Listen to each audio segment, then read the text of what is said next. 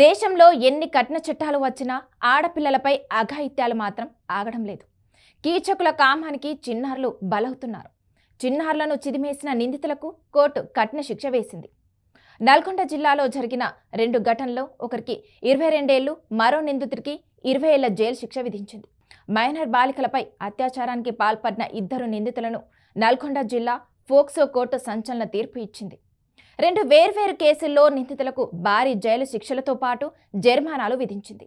ఈ తీర్పుల ద్వారా బాధితులకు న్యాయం జరిగిందని పబ్లిక్ ప్రాసిక్యూటర్ తెలిపారు. ఇక నిందితుడికి 22 ఏళ్ల జైలు శిక్ష 2018లో చండూరు పోలీస్ స్టేషన్ పరిధిలోని ఒక గ్రామంలో ఈ ఘటన జరిగింది.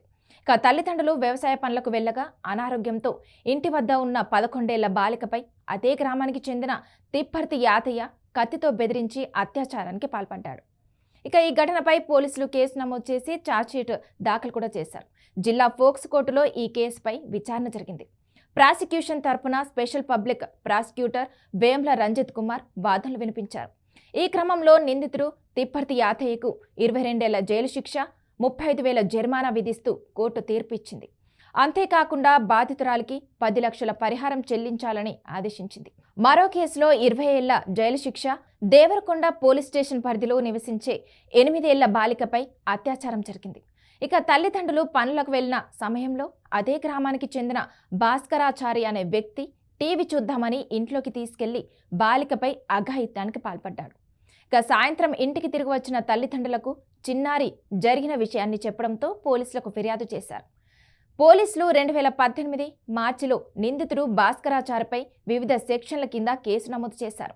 ఈ కేసులో 2 ఏళ్లుగా విచారణ కొనసాగింది. ఈ కేసులో కూడా ప్రాసిక్యూషన్ తరపున వేమ్ల రంజిత్ కుమార్ వాదనలు వినిపించారు. ఇక నిందితుడు భాస్కరాచారికి 20 ఏళ్ల జైలు శిక్ష, 25,000 జరిమానా విధిస్తూ ఫోక్సో కోర్టు జడ్జి రోజారమణి తీర్పు చెప్పారు. బాధితురాలికి 10 లక్షల పరిహారం చెల్లించాలని కూడా ఆదేశించారు. ఈ 2 కేసుల్లోనూ సరైన వాదనలు, పోలీసుల సమగ్ర దర్యాప్తు కారణంగా బాధిత కుటుంబాలకు న్యాయం జరిగిందని పబ్లిక్ ప్రాసిక్యూటర్ వేమ్ల రంజిత్ కుమార్ తెలిపారు.